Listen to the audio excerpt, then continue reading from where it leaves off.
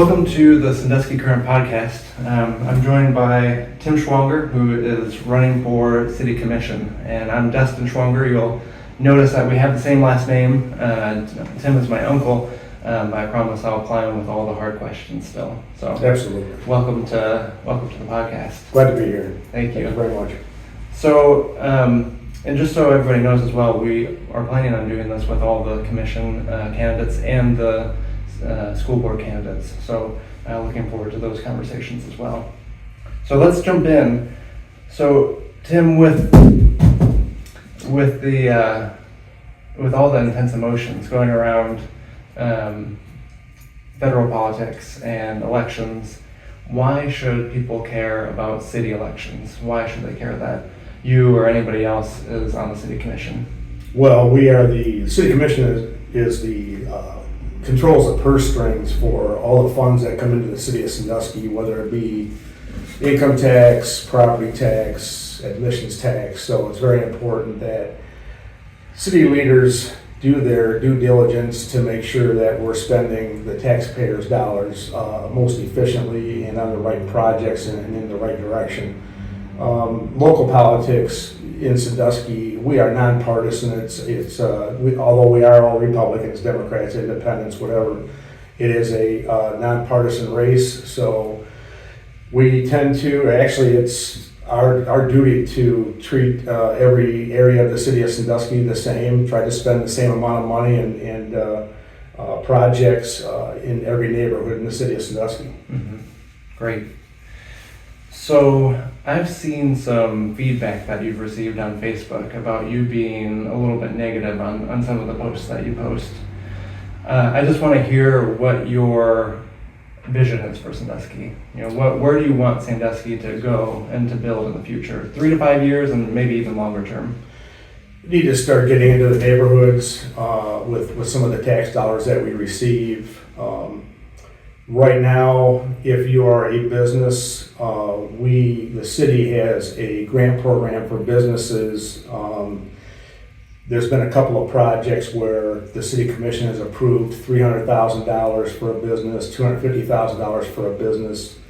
But if you're a resident and you need a new roof or you need a new front porch or new windows, you are capped at $3,000 to help with that project. And I want to expand on that. I want to maybe even double or maybe even triple that amount, that residents that need those dollars because they cannot afford to do their own projects, we need to increase that funding. I would imagine some of the pushback that you would get from that is that the business grants create jobs, create wealth for the city. How would you respond to something like that? Well, I'm not saying that we need to decrease that money for businesses. What I'm saying is that we need to kind of level the playing field. If our houses are being condemned because they can't be fixed up, then you're losing population. The jobs that are being created, again, there's that concern in the community that the jobs that are being created are $12 to $15 an hour jobs, while at the same time we're not trying to bring in any businesses that might employ 100 people and pay them $20, $25 an hour.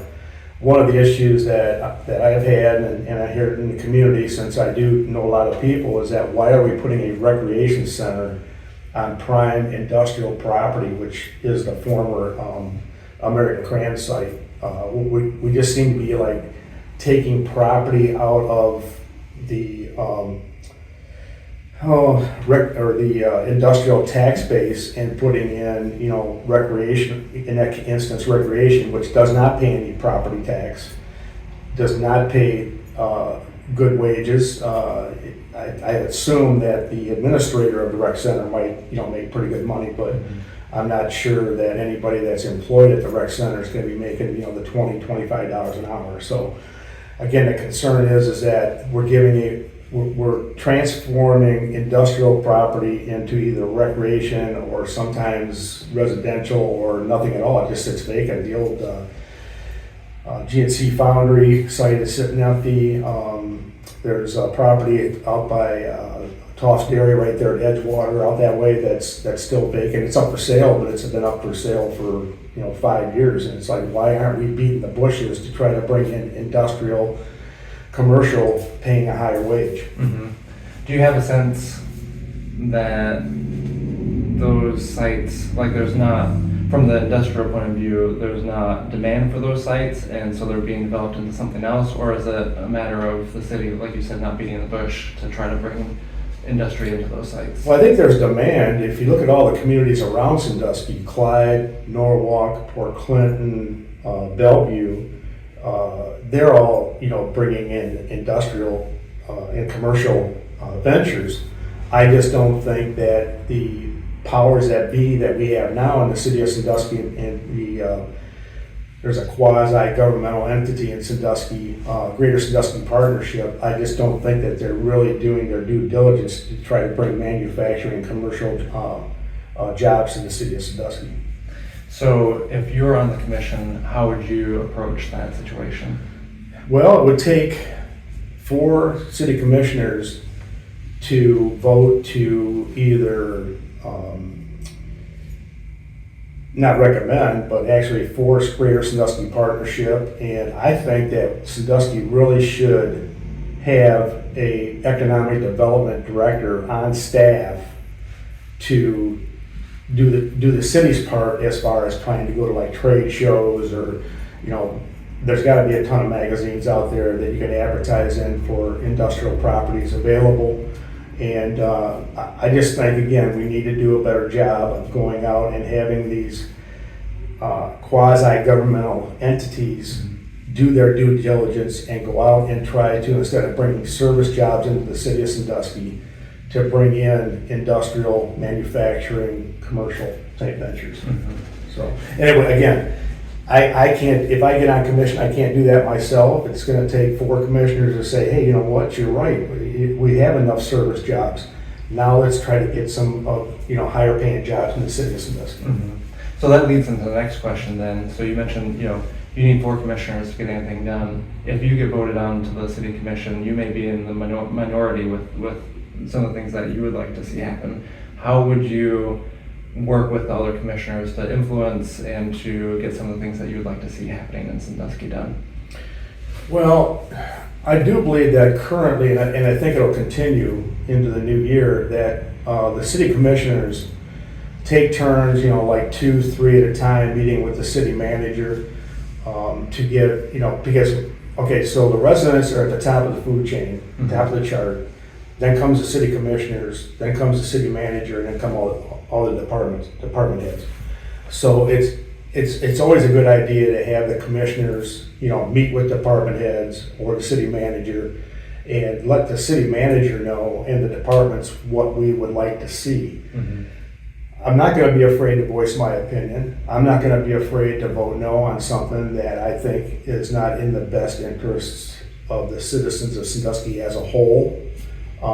I hold no ties to any special interests or any organizations. I'm funding my own campaign. Mm-hmm. I've had some small contributions, but trust me, I'm not asking for $20,000 contributions like some commissioners have in the past. I think I'm pretty well known in the community. Well, either you love me or you hate me. You were saying something about negativity. I don't think that I'm negative. Some people just can't stand the truth. They can't stand facts, and they have no other way to respond besides saying you're negative. Negativity is in the eyes of the beholder.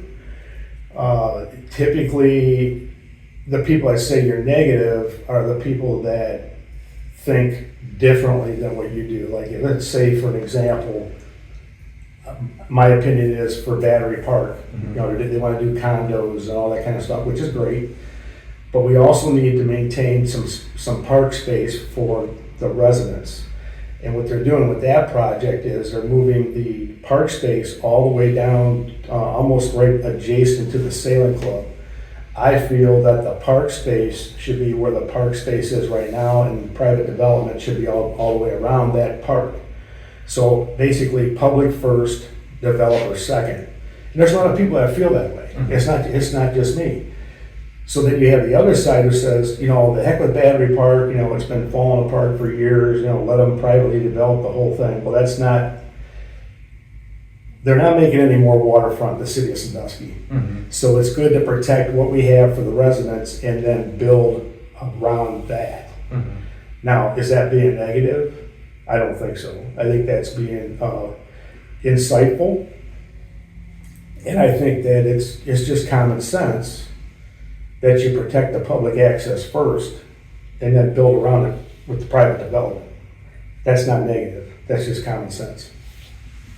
So with Battery Park, I was going to ask you about this. Is there any, not guarantee, maybe a strong word, but with the waterfront access, I know that the plan is to have a boardwalk around that's publicly accessible. Is that the same for if people want to fish there? Has that been talked about? Well, we've been talking about it, but again, we're not getting any answers because I don't think that the final plan has come before the planning commission. I believe it's sometime this month, at the end of the month for Battery Park. Then I believe it has to go to the Sandusky City Commission. Now, the thing is it seems like a lot of these projects are being shoved through very, very quickly before the end of the year.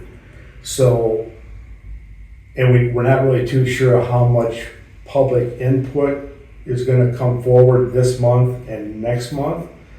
Typically, if it goes before the planning commission this month, we're not too sure if it's going to be through a public hearing or if it's just going to be the plans are going to be going before the planning commission and the planning commission is just going to either approve it or disapprove it.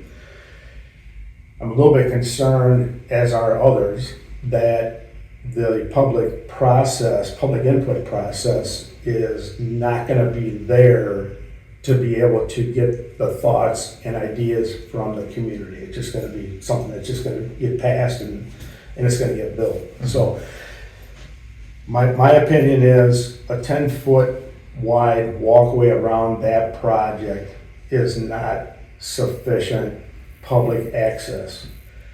I think there needs to be a park element also included, which they're supposed to be right now. There's supposed to be a park aspect included. But the problem I've seen in the past with other projects is that once it's built, folks think that it's a private park because there's not sufficient information put out or signage saying that this is a public access point or this is a public park. Mm-hmm. That needs to happen with this project. Mm-hmm. I could hear some people maybe saying that Shoreline Park is enough for the parks downtown. Why would you need Battery Park and Shoreline Park right next to each other? Well, it's never a good idea to take park property that's been a park since 1818, actually, the founding of Sandusky. The group that I'm with, which is Save Our Shoreline Parks, has never advocated for additional park. In other words, mm-hmm. We've never advocated for taking private property, turning it into a park. What we've advocated for is the park areas that we have now need to be maintained, enhanced, and not, given away or sold or whatever for private development. It's just like, at one time, Shoreline Park actually, back in the 70s or early 80s, the city hired some consultants, and the consultants came back saying that there should be condominiums and a hotel and all kind of other, private development on Shoreline Park. So thankfully, at that time, cooler heads prevailed, mm-hmm. and Shoreline Park stayed to be Shoreline Park. But it's never a good. I mean, like I said before, they're not making new waterfront property. Everything that we already have as a park should stay a park, but improve upon it. So in the Register's article that you responded to, you said that the question was, what is one issue or challenge within the government, and if elected, how would you plan to address it? So you said that the issues are low to moderate income assistance for rent and home ownership repairs, which you touched on before. Mm-hmm. Raise the financial assistance cap on exterior home repairs for low to moderate income residents, and then financial assistance for rent payments. Do you want to expand on any of those points, where the funding would come from, how that could be administered, what you see happening with those? Well, again, going back to the home improvement, which would be the money, we did increase the amount of money available per instance. As far as, it's got to be exterior. I like to see us go back to interior improvements too, because there's people out there that are, low to moderate income, they own their home, but their furnace is ready to go on the fritz, or their hot water heater. I would like to see that program expanded to include interior based on need, based on if they really need that. We'd have to have somebody go in, and probably a contractor to come in that the city would hire to do these types of projects. We had this program once before. It was called the CHIP program. And I'd like to see money available for that, whether it be through community development block grant funds, or any, there's funding mechanisms out there. We just need to find them. Sandusky has gone from a $16 million budget, that's how much money we spend, $16 million budget in 2014. The last 3 years we've had record income and record budgets. It's up to now, I think, 32 million, so it's basically doubled. Mm-hmm. The money is there, we just need to spend it where it needs to be spent. And when I'm referring to, downtown is great, it's come back. The comeback started back in 2000, probably with Mid-States, which is the Chesapeake Lofts. Mm-hmm. Okay. The success of downtown, sometimes a lot of it has to do with how many people are living downtown, and we've seen an increase in that. I just think that it's time to start taking some of the money that we have coming in and just, getting more money out into the neighborhoods. And I'm not talking about just new pavement or new sidewalks. I'm talking about improving our housing stock, the way our housing stock looks, because you can come downtown, everything looks real nice, fancy and everything, new sidewalks, new street and everything, but you go 2 blocks away from downtown, and in my going door to door, I'm seeing the conditions that just should not be there in the city of Sandusky. And we need to fix that. So you mentioned improving the housing stock that we have. What about the amount of homes available to live in, as far as either building or changing zoning laws with the transient housing? What's your perspective on that, to open up more housing for either purchase for residents or for rentals? Right, we're starting to see now where new homes are being built through the Welcome Home Ohio program and Habitat for Humanity. I think there's 14 or 16 homes that are going to be built, with more in the future. That's a good start. The only concern there in the public that I'm seeing on social media is that these homes are being sold for $180,000.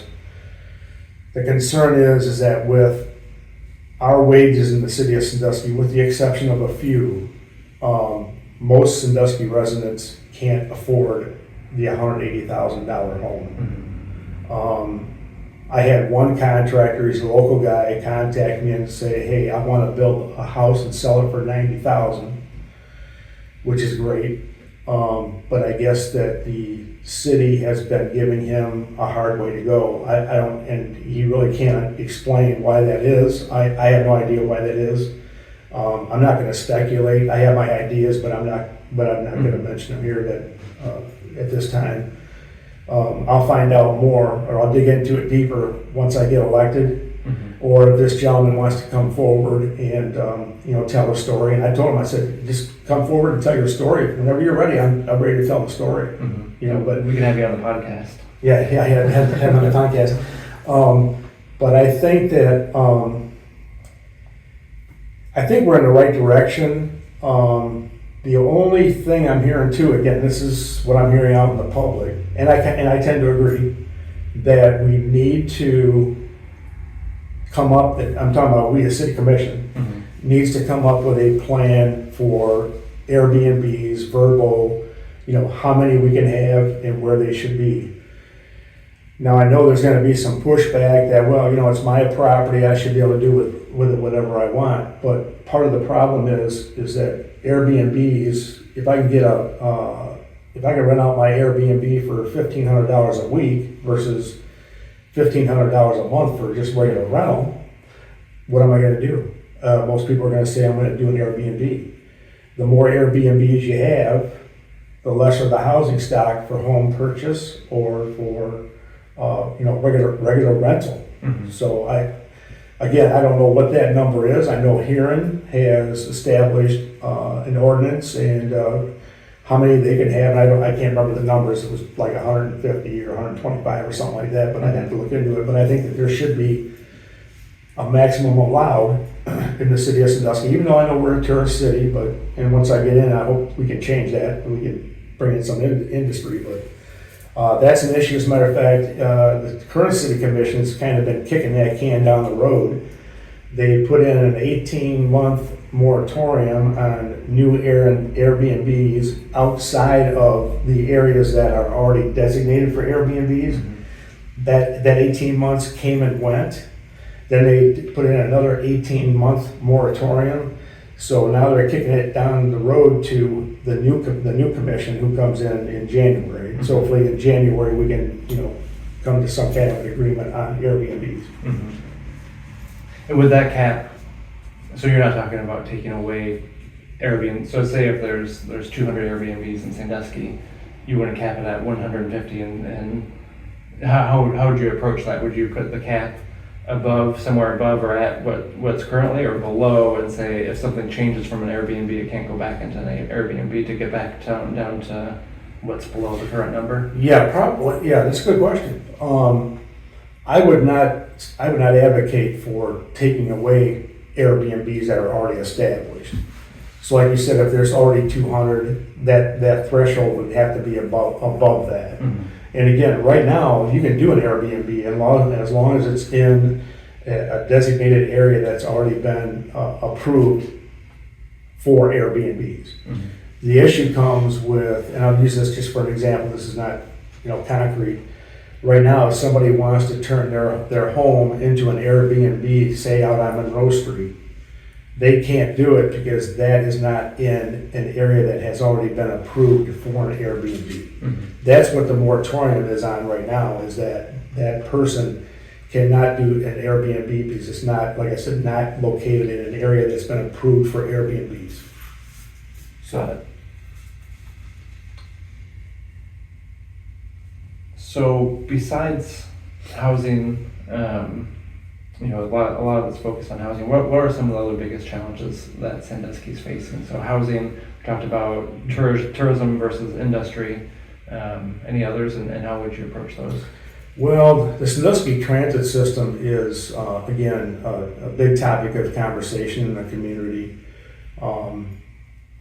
Way back when the Sandusky Transit started to grow, I know two of the commissioners that are on commission now said that if the Sandusky Transit System starts digging into our everyday budget, that they would take a deep look into what to do with the transit system, either eliminate it or whatever. I'm not advocating for elimination because it's costing, I think it was 2 years ago, it cost taxpayers $1 million, local taxpayers $1 million to subsidize the transit system. Don't really know what it is, what's for 2025, because of course those numbers haven't come out yet. They should be coming out pretty soon. Mm-hmm.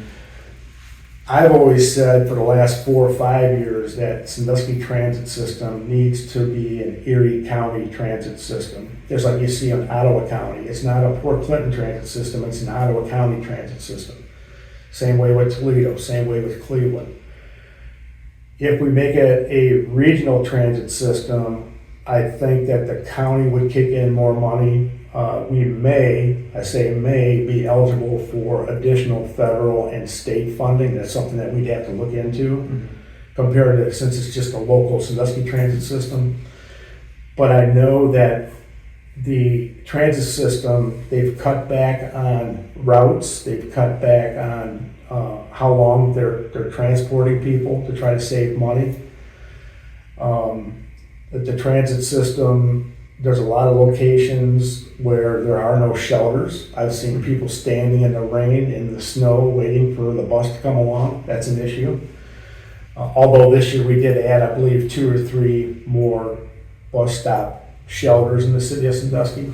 So that right now is an issue in the city. It's been an issue, a topic for the last 2 or 3 years, the transit system, what to do with it, the future of the transit system. So that's something that I would like to take a look at after the first year. So is the Sandusky Transit System privately owned, or is that something that's run by or supported by the city? You mentioned that it could eat into the city budget. It's owned by it's owned by the city. They hire an outside company to manage it, set all the schedules. Now, well, we do have an administrator that sets the routes and everything, who's on payroll for the city of Sandusky. He's the administrator. Mm-hmm. But as far as running, the system itself, they hire an outside company. We do receive grant money from the federal and state right now, but it's not enough to offset what we're taking out of the general fund every year. Mm-hmm. So again, that's something that we may or may not be able to change after the first year, but we need to take a really hard look at it. Mm-hmm. Any other issues come to mind?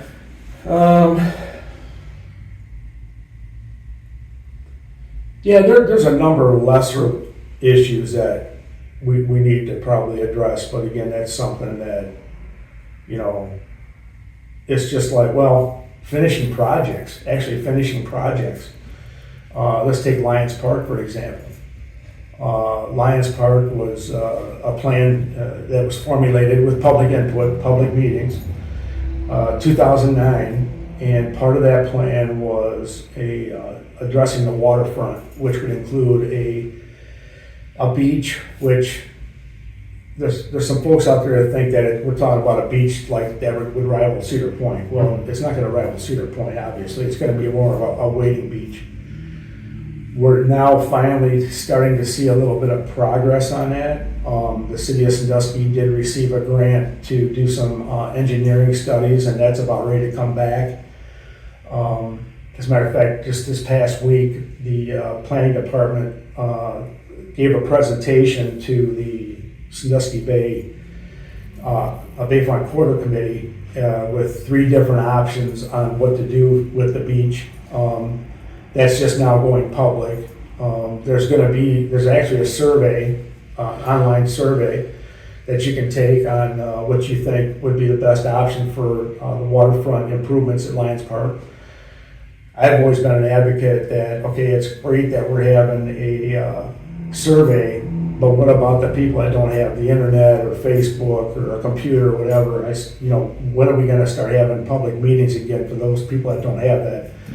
Well, the answer they gave back to me is that the rec department sometime this month is going to have a movie night at Lions Park. They're going to take the screen from the Jackson Street Pier and take it down to Lions Park and have a movie. And the planning department will be there for any kind of public input during that movie as far as what should be done with the shoreline at Lions Park. So we're finally starting to see some movement on that. Don't know if it's going to be this year or after the first of the year when the new commission takes its spot, or exactly what the time frame is for that. But at least we're moving forward finally. So how would you ensure transparency and accessibility more in the government, or just how would you ensure it in general if you're elected? Well, I think right now, if you watch a Sandusky City Commission meeting, there's really not too many questions asked during the meeting. And what I'm referring to is towards the end of the meeting, they have old business and they have new business. And there's a number of times where one of the commissioners will say, hey, can you give us an update on this? Can you give us an update on that? But I think that part of the commission meetings themselves should be updates, because we only meet like every other week. Mm-hmm. It's only twice a month. There should be updates at every meeting on projects that are either in process or are nearing process development. We don't have that right now. Mm-hmm. And when I get elected, that's one of the things that I'm gonna make sure that during the old business and new business, that those things are asked. If it's not already part of the city manager's report, I'm just gonna ask the question during the old business or new business. I think that we need more transparency as far as, what's going on. I don't think that we use our social media platform, Facebook, the city's Facebook page, to its fullest extent. A lot of times we see pictures of downtown or, pictures around town, stuff like that, but I think that the city's Facebook page should be announcing every meeting and every agenda that goes with that meeting. Because there's a lot more people that watch the city's Facebook page than watch the city's website. There's 25,000 people that follow the city's Facebook page. Mm-hmm. And I just don't think that we share enough information on that page. So wrapping up, are there any areas that we haven't covered that you would like to cover? No, not really. I mean, there's another debate tomorrow night at Greater Sandusky Partnerships putting on, mm-hmm. and I'm sure there's going to be some tough questions there. So I can't think of anything right now. I mean, I know there's more stuff, but it's I just gave you the most important ones that I'm hearing in the city of Sandusky right now from the residents. I'm sure there's some down below that are important, mm-hmm. but they're not really being talked about right now. One thing I will say though, it just came to me, is that we have to have code enforcement. I understand that, peeling paint, roof falling off, front porch falling off. We need to have that. But sometimes I believe that code enforcement goes a little bit astray. I've had a couple of situations where a lady called me and she said, "Hey, I just got a notice that my house doesn't have any gutters and downspouts." Well, the building never had downspouts or gutters. First of all, the house could never have downspouts or gutters because the house is built right on the sidewalk. Now today, would they be able to do that, build on the sidewalk? Absolutely not. But this house is late 1800s, maybe early 1900s. How do you put downspouts and gutters on a house that you can't put them on? Mm-hmm. So, and I'm hearing that there's 1,400 open code enforcement violations in the city of Sandusky. Most of those are residents calling on residents. I asked the question one time, and maybe this has changed, but it's been about a year ago. Does code enforcement have zoned areas that they go into, like on Mondays they go to the west end, Tuesdays they go to the east end?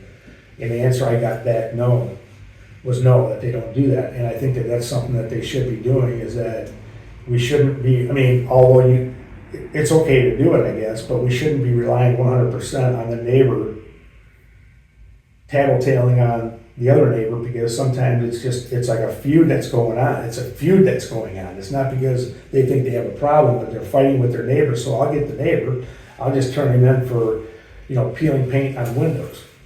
Mm-hmm. So I think the code enforcement program needs to be looked at, not eliminated, keep it, but it just needs to have a better process of how we go about, handing out violations. Mm-hmm.